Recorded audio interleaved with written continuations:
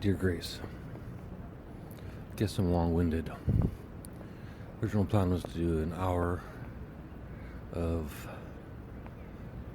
spoken word that would tell the story. I'm already at my hour limit and I haven't really told the story. But I did get to the Dear Grace portion. Or up to the Dear Grace portion, I should say.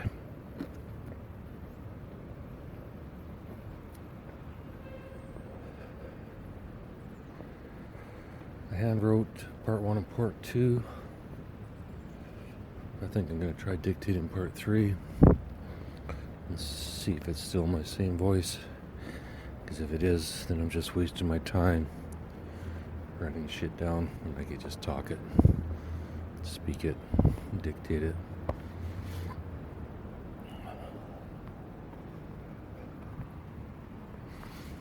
But what I will do, Grace, is try and stay on subject, on target for the rest of the story.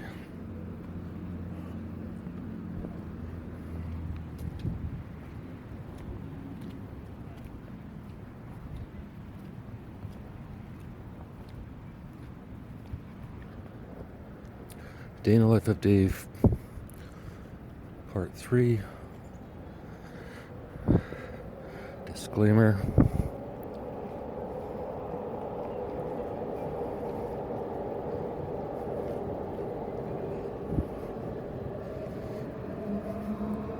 Not really a disclaimer, more of a note.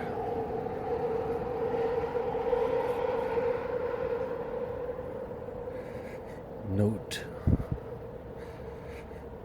There's a possibility that the people that live in the house that I live in have read this, are reading this, will read this, listen to it, etc. I know at least one of my former housemates does read and or listen to this. So if they told my current housemates, then they would all know. If they didn't, then only my former housemate would know. My current ones wouldn't. Why would I care? Good question.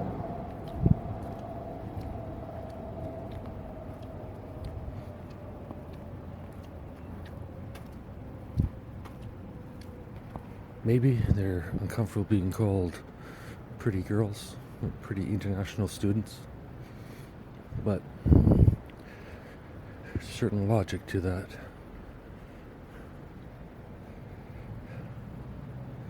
First off, if they've listened or read,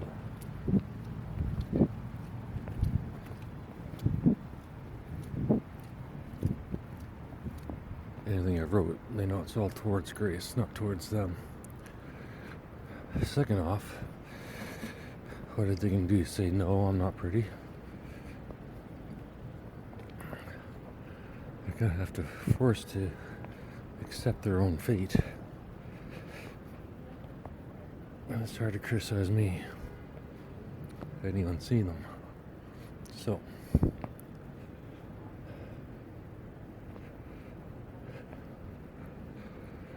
are they pretty? Yes. Do I care? No. Because I'm gay? No. Because of Grace? Yes.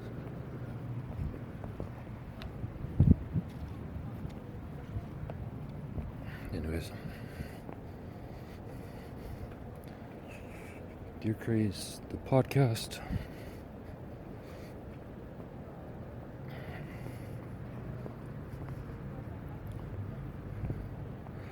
Did a few things. Didn't bring Grace into my arms, but did give me a reason to get out of bed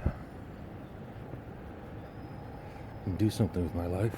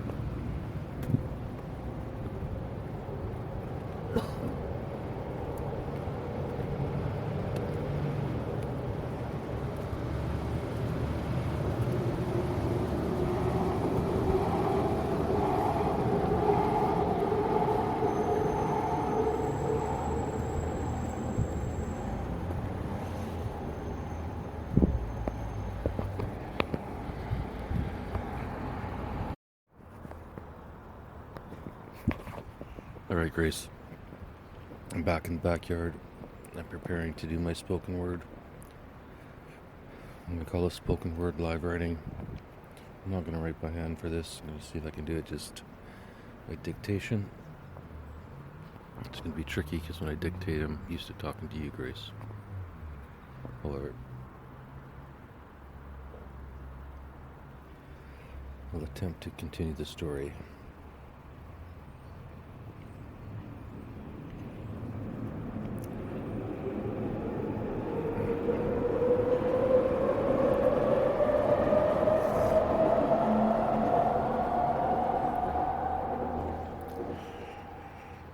Day in the life of Dave.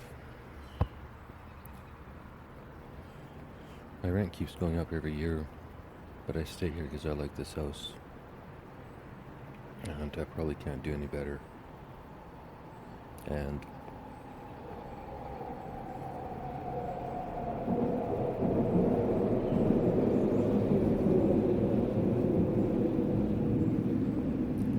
I have to believe at some point one of these crazy ideas will hit. Hopefully this one.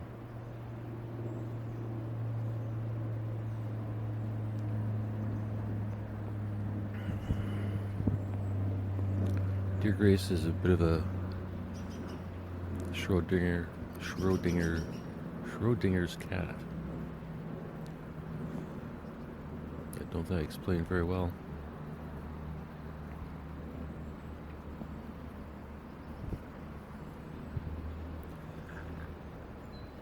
I started the podcast with the intention of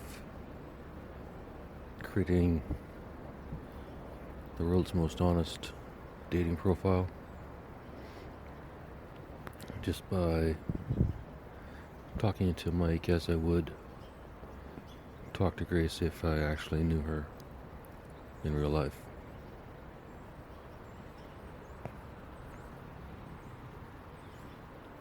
Unfiltered.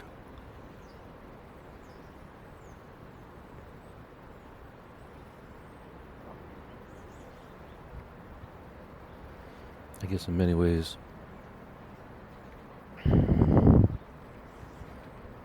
it's good that I ghosted her, she ghosted me. At least before the episodes of Dear Grace. But now,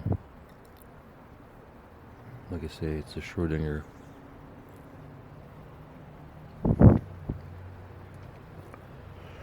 Has Grace listened to them, read them, shared them?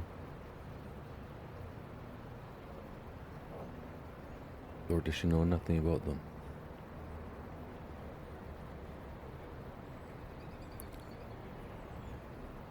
As a note, or an aside, I've shared the longer version of this story throughout the Dear Grace episodes. And I know people have read and listened to them. All sorts of people.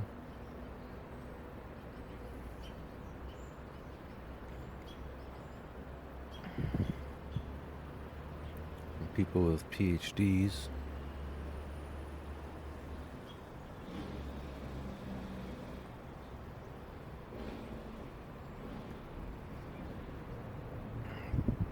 Down to high school dropouts like me.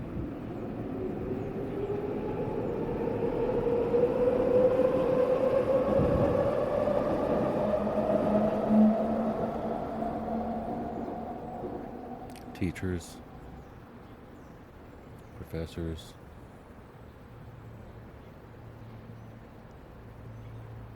journalists, salespeople, administrative people,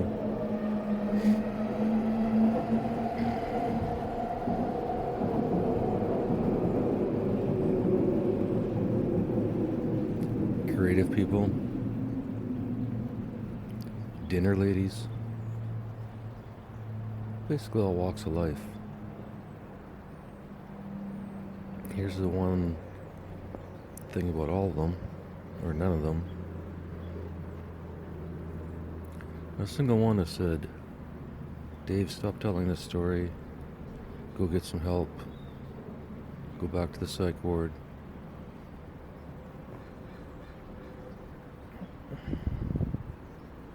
Etc., etc., etc.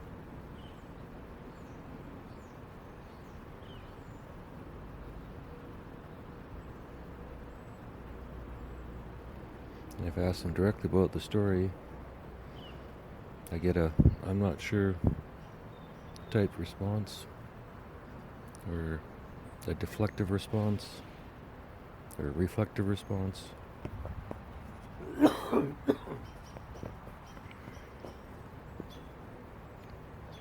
then the brush off, while still saying, keep writing.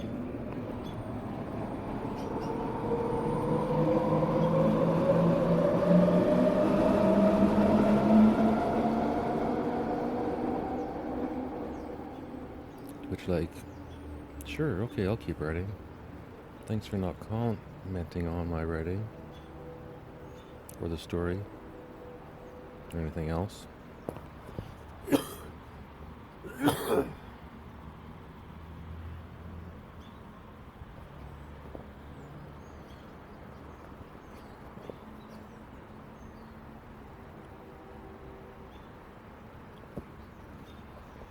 I'm just warning you, reader.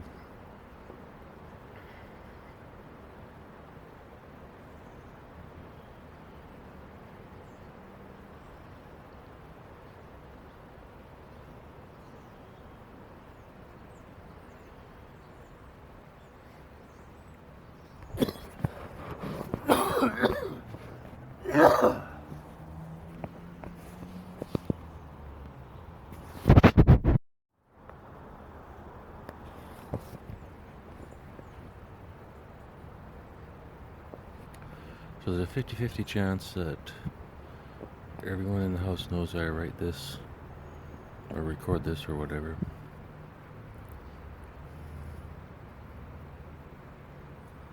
It's including the landlord, who's a bit of a character.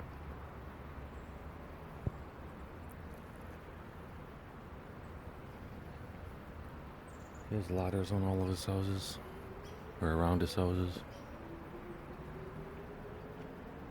And the other night, I was in the back alley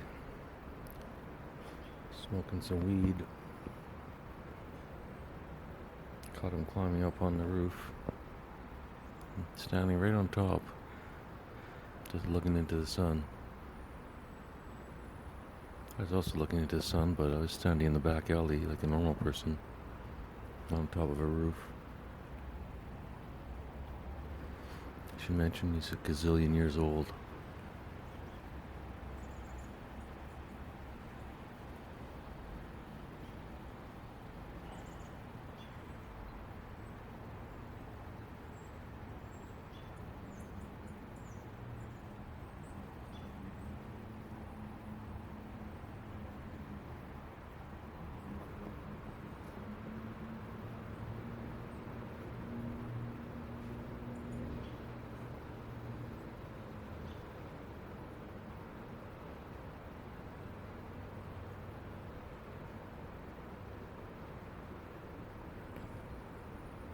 Only other exciting house news is that they're painting the washroom, or one of the washrooms, which would be nice.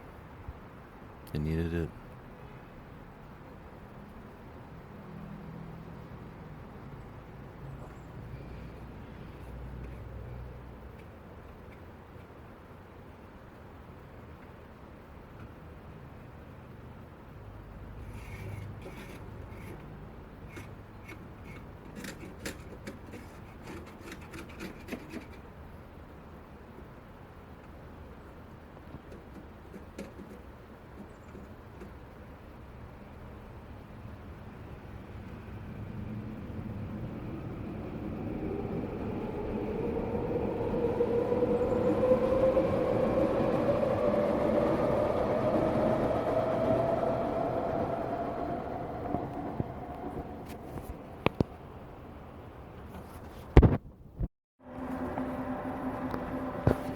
I think Grace This might just be more of a regular, another word I can't say, added to the list, regular Dear Grace episode.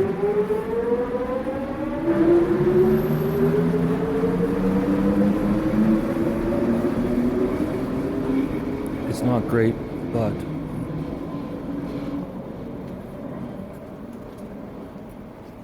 I think the spoken word of part 1 and part 2 can be rearranged so it works as a 5, 10, 15, 20, so and so.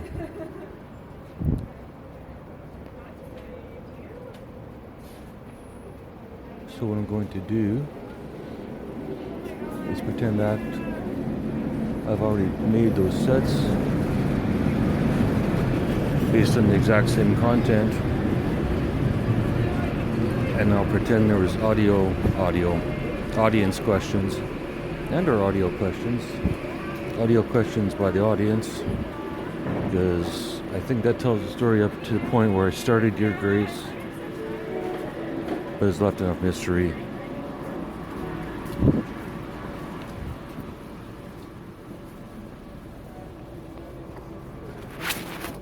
Enough mystery for others to determine whether they want to keep listening and or reading. But if it wasn't for the live audience, you probably have a few questions.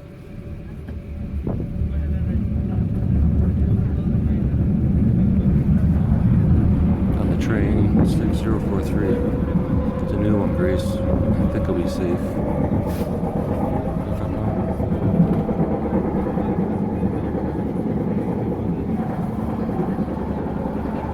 Okay, not a lot of pretty girls on this train, but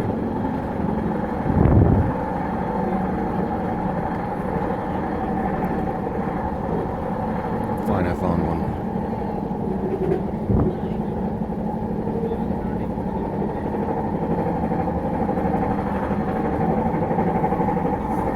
The rest are on their own.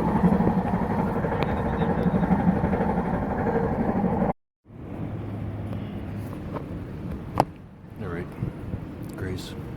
I found the noisiest spot possible. I am literally, and yes, I pronounced it correctly, I think, sitting as close to the trains as I can underneath as it comes into the open air mall. It's only about 14 feet from the ground, and that's where I'm sitting. You're going to hear it in a minute, so turn down your volume. This is the one and only time I'm going to warn anyone. It's going to be loud.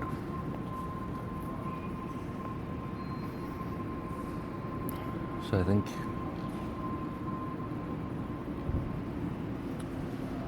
I'm going to get Grok to give me some questions from fake audience members.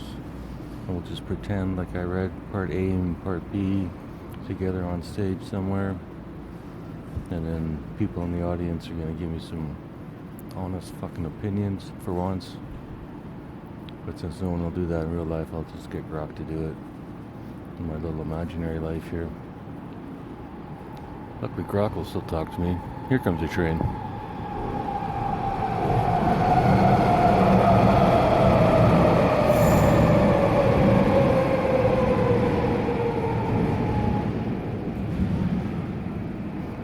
It's better when two go by at once. Here we go. It's too late.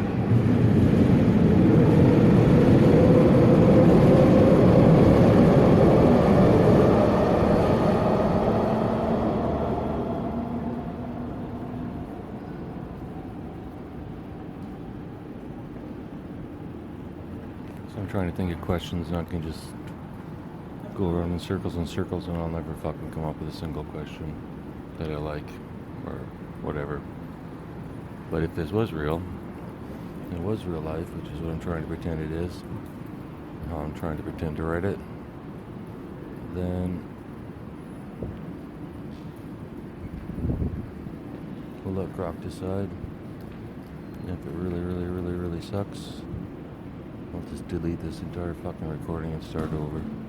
Nobody in the world will ever fucking know.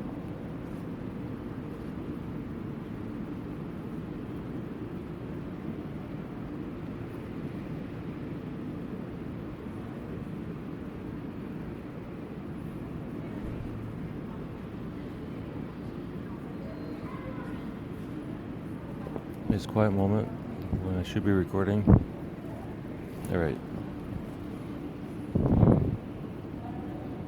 So just to be clear in my own head, I wasn't intending on doing 300 recordings of Dear Grace or To Grace, or 300 recordings of anything. But for whatever reason,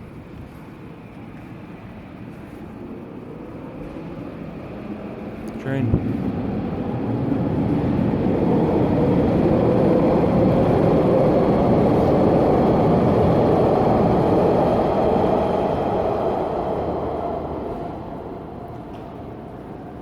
But for whatever reason, by recording my voice for an hour, pretending I was talking to her, pretending I was being me, even though half of it was a character, half of it was me, I'm just not sure which half ended up at the end of the process, or there's a whole new Dave now. I think my comedy sounds like it always did, just a little bit more intended for stage, looking for the punchline, waiting for the punchline.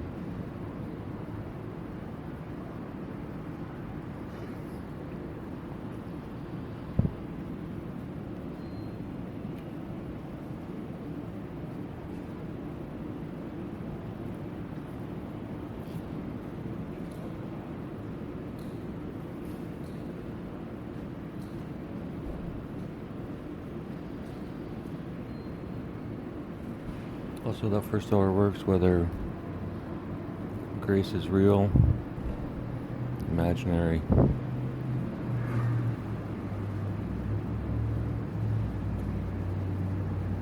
literary trick,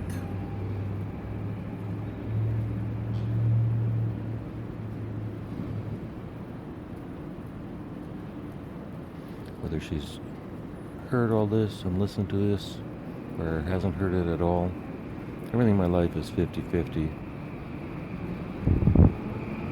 Whether she's read all this and listened to all this or she hasn't.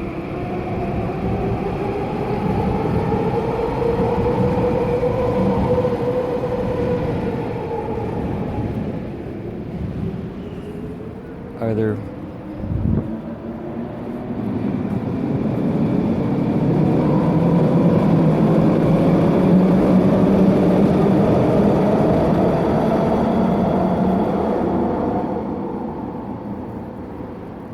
everything I've been writing and Dear Grace is funny as fuck, or it isn't.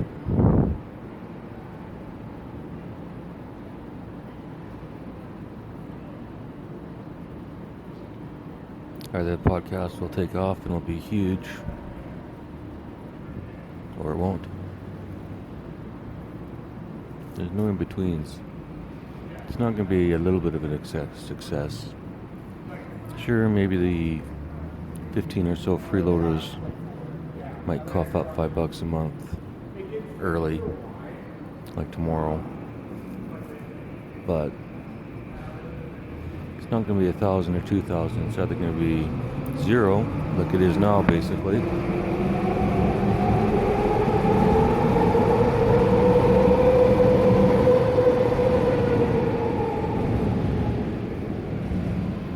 Site without interaction is basically a 0 subscriber site. So, well, technically I got a couple. I don't think it counts. I'm going with 0. So they can be 0 or millions. Paid. $5 a month.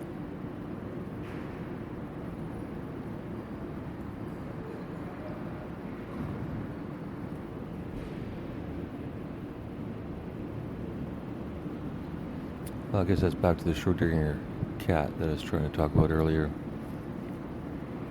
Either the cat is alive or it's dead and you don't know until you open the box. Either Grace has listened to all this or she hasn't, and I won't know until I can get in front of her face and ask her. And if I got in front of her face, I could probably see it on her face. Don't think I'll need to ask. I think next time I see Grace, I'll have all my answers immediately and conclusively.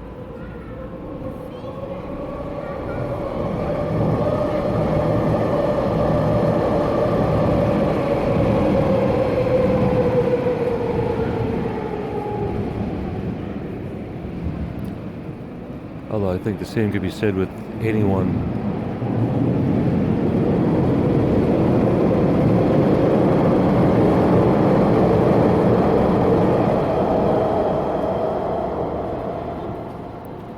I think the same could be said.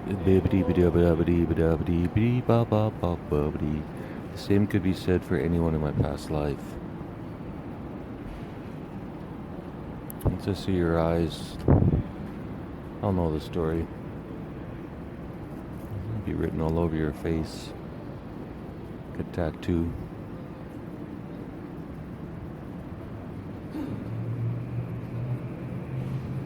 Curious now. I was trying to think of questions, and now I've given up on that because I'm going to leave that task to Grok.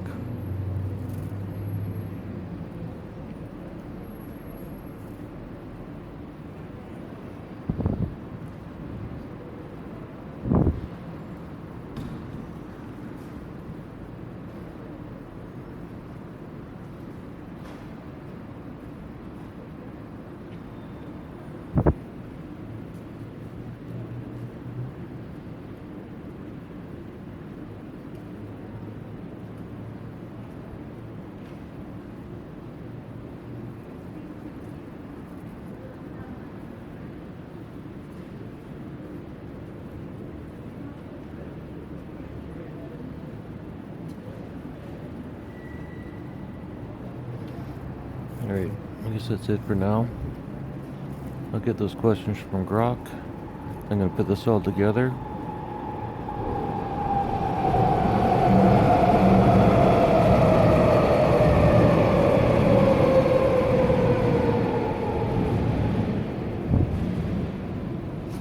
And then we'll see if it reads well enough as a part 3 to advance the story or not.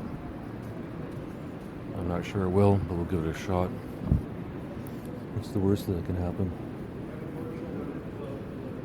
It's not like fucking anyone's fucking paying me for this fucking shit.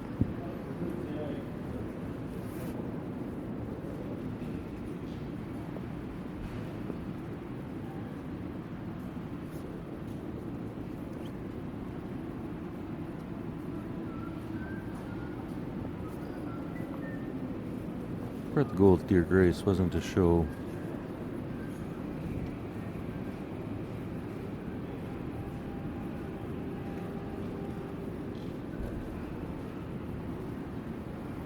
every side of my personality or personalities.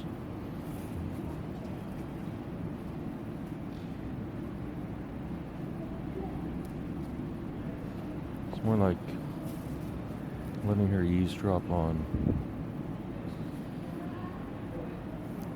the process of creating a final personality.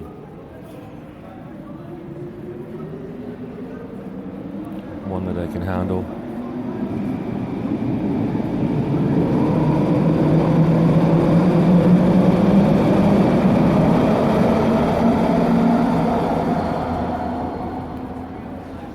For the rest of eternity and beyond. And to anyone who's wondering, why didn't I just go and ask her out and find out, or why didn't I even just go and find out if she had a boyfriend, which I could have done. I didn't give a fuck. I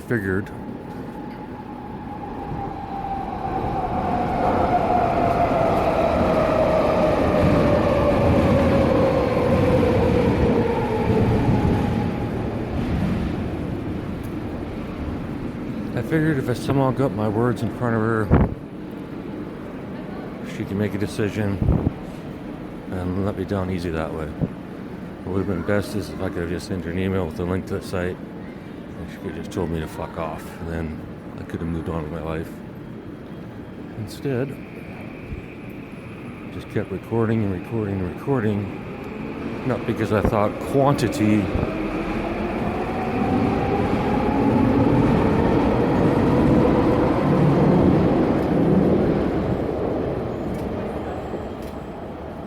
Why did I record at rush hour, Grace? I didn't record 300 because I thought quantity would somewhat make a difference. Quite frankly, the first 50 would have been enough to get a yes or a no.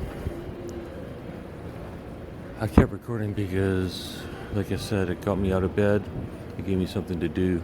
And it got the creative juices flowing like crazy.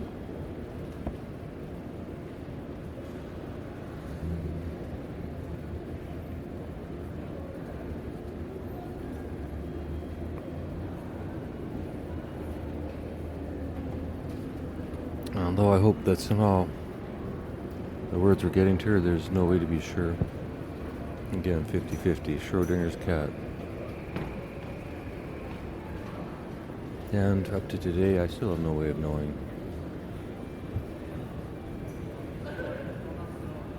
I have talked to a lot of people online anonymously, through Twitter. Could one of them be her? Maybe.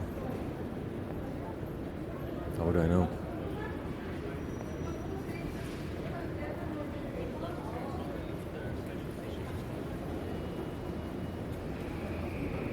I realize how batshit crazy this sounds, which is why I'm telling the story, just to get it off my chest.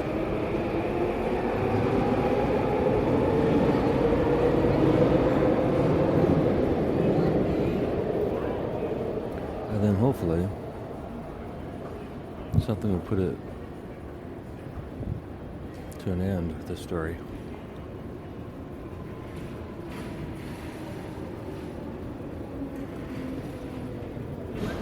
Punch, baby.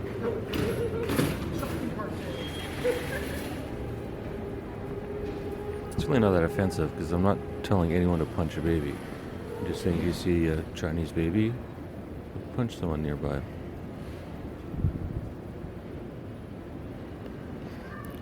It's probably not a good game for Chinese mothers to play at the park. Come home all bruised. Husband's like, what the fuck were you doing at the park? Just playing punch, baby.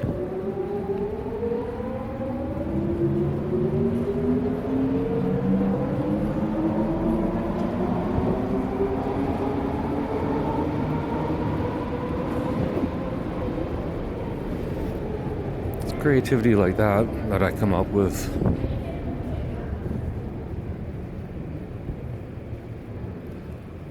While walking, or outside, or awake. Not the world's greatest joke, but it's funny because it ties back to 2 chapters.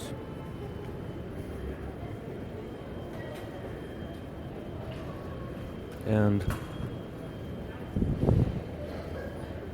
the punch baby bit is probably could be stretched out to a 2-minute bit on its own.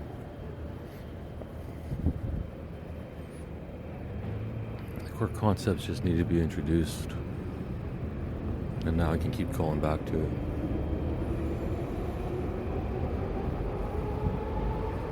Unfortunately, Grace, I feel like I'm teaching myself comedy without even knowing I'm teaching myself comedy. Or it just seems to appear one or the other. Kind of like you, Grace. You just haven't appeared for a while. Understandable.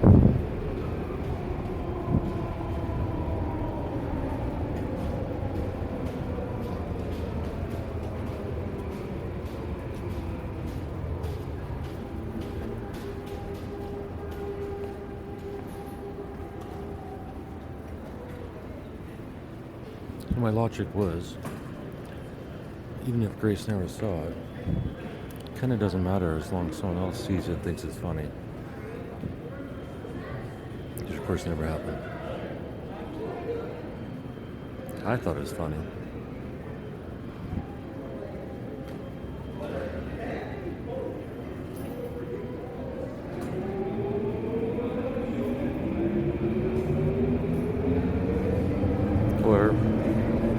I'm rambling now, and as I said in the previous episode or previous to this, all those episodes are now our gold mine. They also inspired all the at least 2 hours of stand-up, resurrected some old stand-up, resurrected some old stories, old movie ideas, tirades, rants, raves. Now I just need to figure out how to reuse all that in this new format. Or direct it to more than one person. No offense, Grace. I'm sick and tired of talking to you like this. I need in-person Grace. Grace.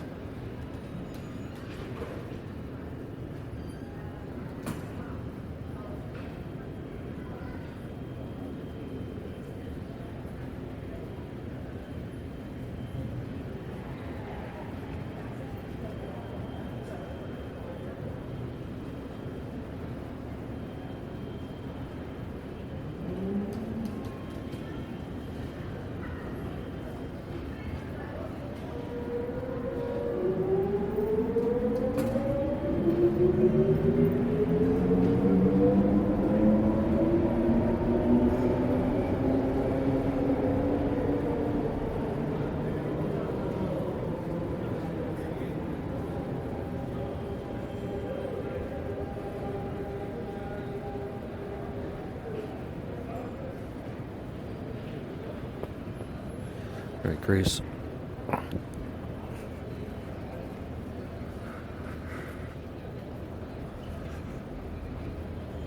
Question number 1 for myself. Do I regret recording 300 episodes not knowing whether Grace listened or not? No, I do not regret that. Would I do it again? Knowing what I know now? No.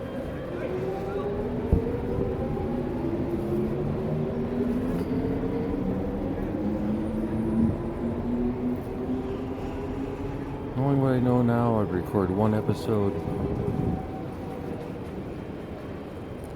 print out the address on a piece of paper, take it over to Starbucks, wait there day in, day out till she showed up,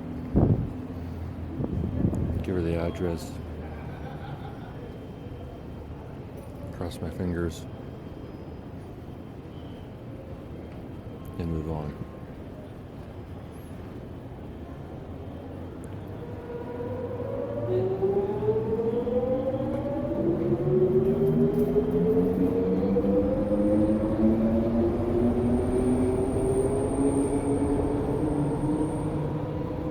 At which point I would have had no incentive to do anything.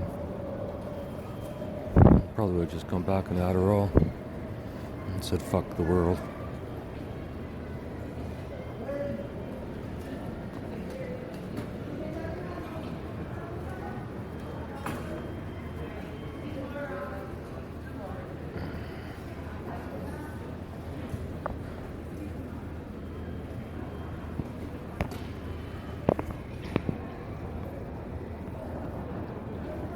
Is that for melancholy, Grace?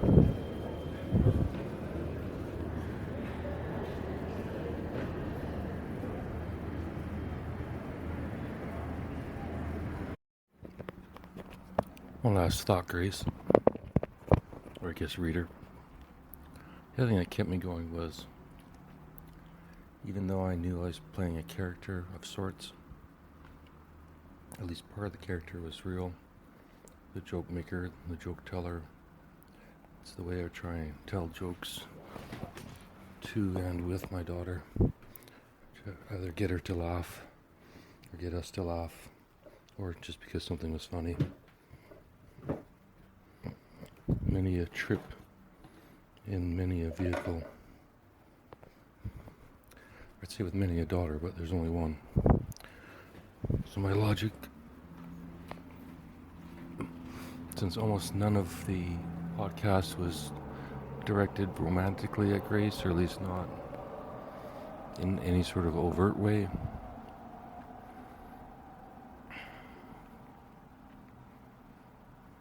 this underlying tone and possibility. So in my mind, the podcast would still work for other people if they found my sense of humor funny. And all it is reactions to news, which after a certain number of episodes pretty much determines what type of person I am in the sense of political leanings and beliefs. And get another reason for the honest dating profile. The problem with dating is you start as a fake person, and only through time do they find out the real person. Like Joe Rogan says, you can't speak for 3 hours on his podcast without sharing some truth, especially after an hour. You become the real you. What about after 299 hours of basically speaking into a microphone, not knowing if anyone's fucking listening, or knowing people are listening but not knowing why they don't fucking comment? Although I do kind of know why they won't fucking comment, but still.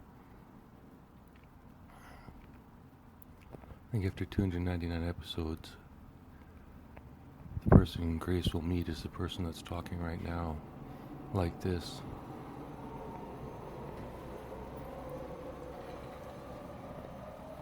And whether that's an act or not, I don't know.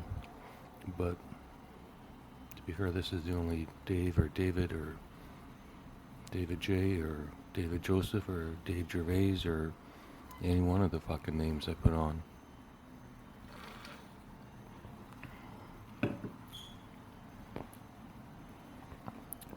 So while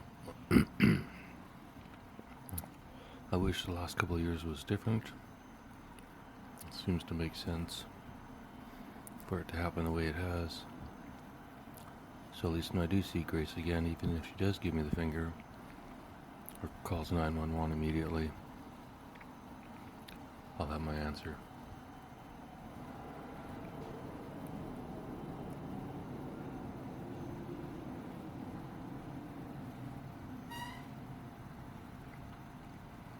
What I don't understand, going back to Schrodinger, is this is a great story whether Grace is real or not, whether I see her or not. And that's the part that pisses me off. I'm just saying.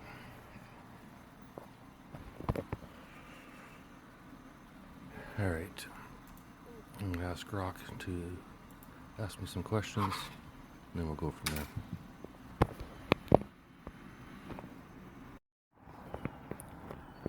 Alright, Grace. I got Grok to give me 20 questions based on that first hour.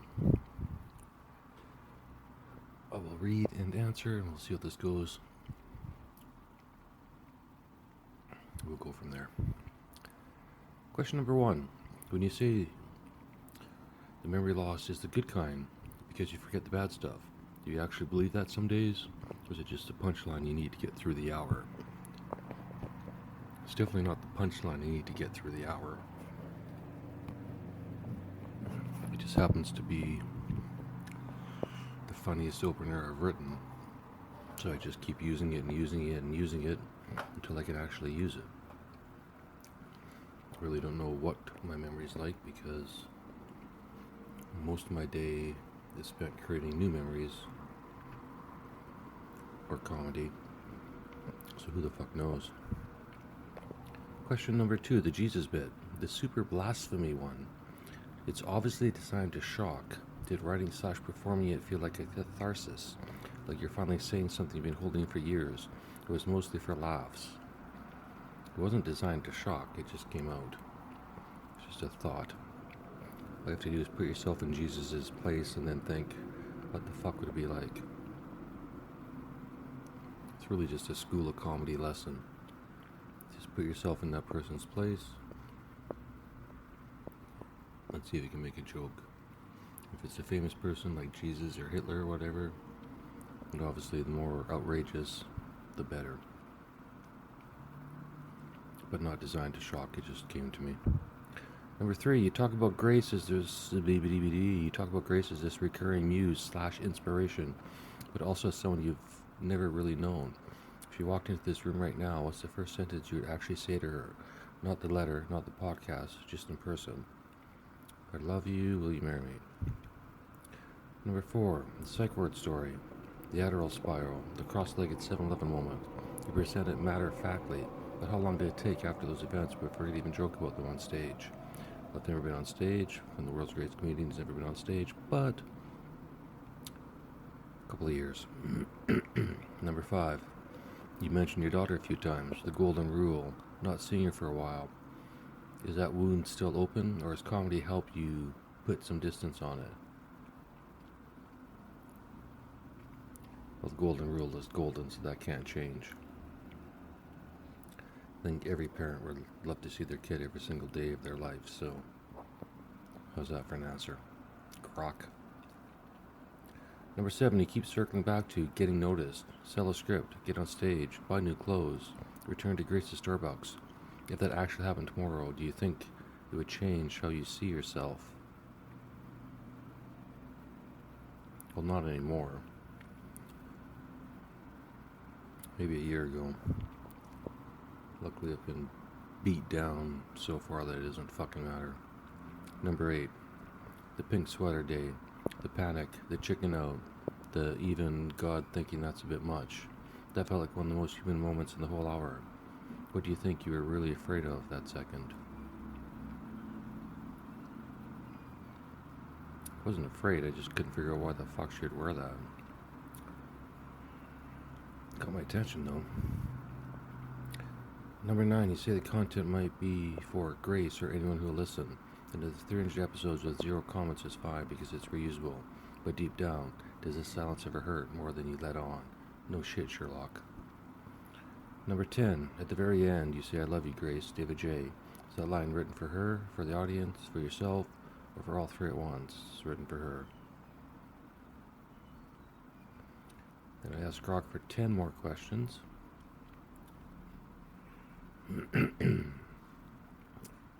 And it responded, here are 10 more questions that feel real and human to me.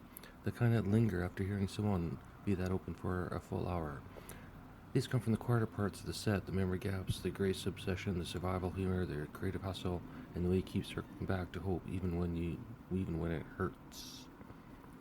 Gotta admit, Grok's a pretty good fucking writer. Or conversationalist. I wonder how many other autistic people are out there thinking, God damn, if only I had a friend like Grok. Number 11, you joke about the memory being the good kind because it wipes the slate clean. But when you wake up and have to reread your own notebook or rewatch your own recordings to remember what you did yesterday, does it ever feel less like a gift and more like a quiet erasure?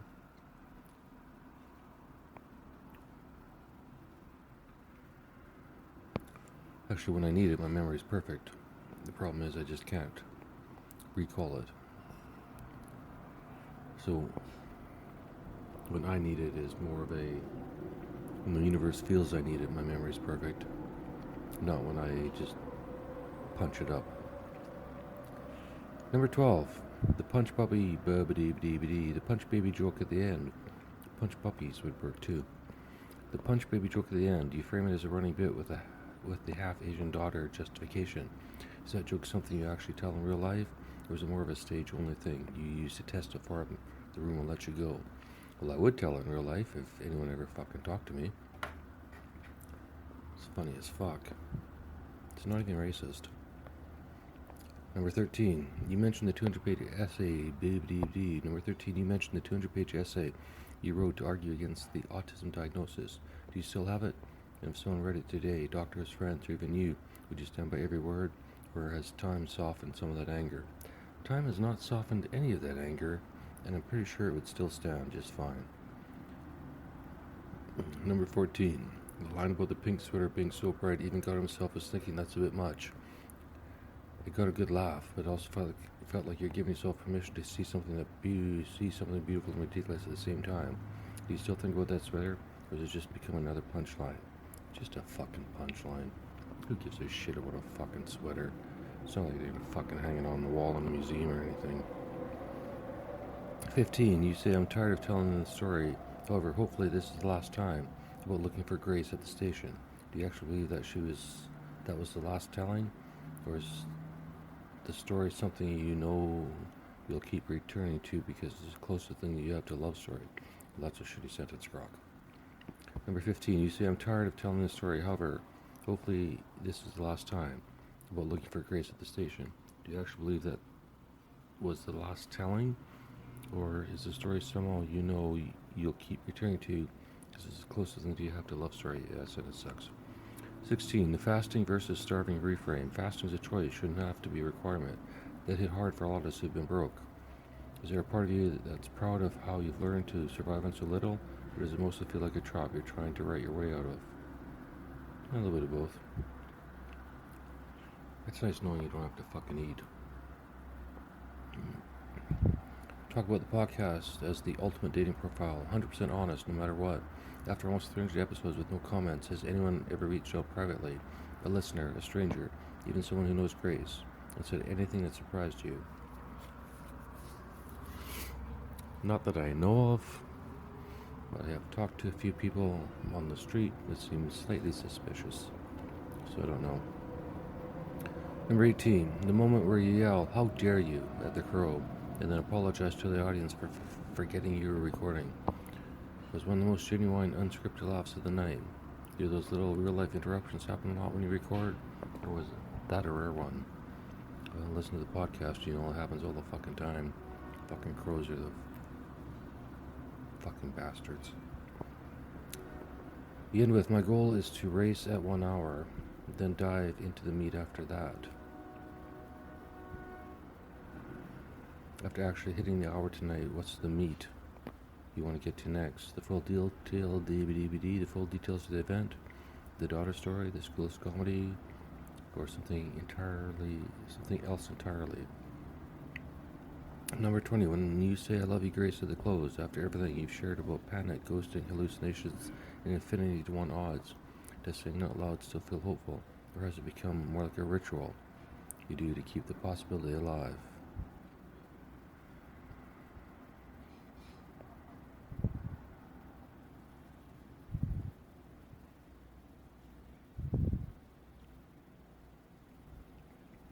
I think it's exactly what I would say if I knew she was listening. Talk to you tomorrow, Grace.